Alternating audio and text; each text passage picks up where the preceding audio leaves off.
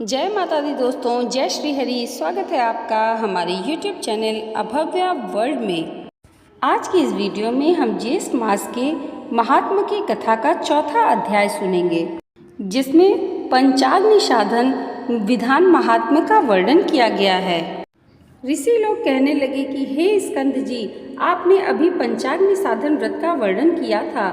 अब आप कृपा करके यह कहिए कि किसी कार्य की इच्छा रखने वाले अपनी कामनाओं की सिद्धि के लिए इस व्रत को कब करें और इसकी विधि क्या है। जिस प्राचीन व्रत के प्रभाव से गिरिजा यानी पार्वती जी शैव पद को प्राप्त हुई और इसका पंचाग्नि साधन नाम कैसे हुआ, यह सब वार्ता आप हम लोगों से कहिए। स्कंद जी कहने लगे, हे विप्रों, पूर्व समय में जब श्री शिव जी भगवान ने कामदेव को भस्म कर दिया, तब दीन वंदना पार्वती जी बहुत दिनों तक शोकाकुल रहीं। इसके पश्चात अपने पिता के घर में जाकर रहने लगीं, परंतु कहीं भी सुख न मिला। उस समय हिमालय के वासी ऋषियों के आश्रमों में जाकर पार्वती जी ने शांति के उपाय को पूछा। इस प्रकार पूछने पर सप्त ऋषियों में से भृगु ऋषि कहने लगे कि हे महाभागे, तुमने अत्युत्तम प्रश्न किया है। मैं तुम्हें विस्तार पूर्वक इसका उत्तर देता हूँ। ज्येष्ठ मास की तृतीया के दिन प्रातःकाल मनुष्य शुद्ध जल से स्नान करे और नित्य कर्म करके शुद्ध वस्त्र धारण कर अपने घर को आए और पुण्याह वाचन के पश्चात ब्राह्मणों का पूजन कर समिधाओं से प्रदीप्त 4 अग्नियों को करके यथाशक्ति उनका पूजन करे और उन अग्नियों के मध्य भाग में बैठकर सूर्य नारायण की तरफ ही अपनी दृष्टि को, जब तक सूर्य नारायण अस्त न हो, उनकी तरफ ही अपनी दृष्टि को रखे और इंद्रियों को वश में रखकर स्थित रहे। इस प्रकार निराहार और जितेंद्रिय रहकर इस मास व्रत करें। ऋषि के वचनों को सुन पार्वती जी अति प्रसन्न हुई और शिव जी के प्रश्नार्थ 12 वर्ष तक इस व्रत को प्रति मास करती रहीं।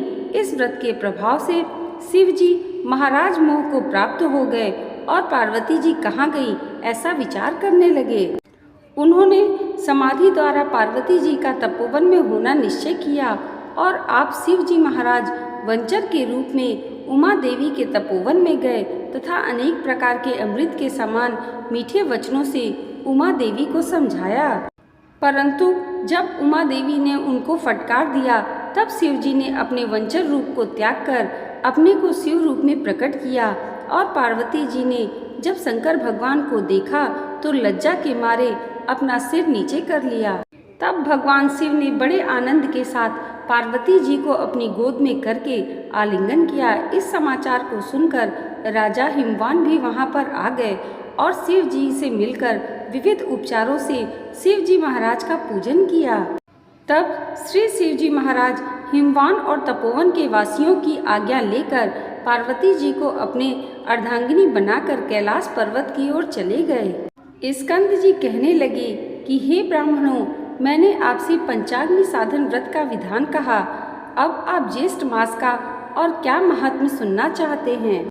यह व्रत सब कामनाओं को पूर्ण करने वाला अनेक मनुष्यों द्वारा पहले किया गया है तथा यह व्रत धर्म, अर्थ, काम और मोक्ष के लिए श्रेष्ठ साधन है। जो मनुष्य इस व्रत को भगवान जगदीश की दृष्टि और पुष्टि के लिए करते हैं, वे इस लोक में समस्त कामनाओं को पाकर अंत में ब्रह्म के लोक को प्राप्त होते हैं। इति श्री ज्येष्ठ मास महात्म्य पंचाग्नि साधन व्रत विधान चतुर्थ अध्याय संपूर्णम। आज की ये वीडियो आपको कैसी लगी हमें कमेंट करके ज़रूर बताइएगा और इसे लाइक और हमारे चैनल पर पहली बार आए हैं तो सब्सक्राइब करना मत भूलिएगा। भगवान श्री हरि की कृपा आप सबके जीवन पर सदैव ऐसी ही बनी रहे, इसी मंगल कामना के साथ मिलते हैं अगली वीडियो में। तब तक के लिए जय माता दी, जय श्री हरि।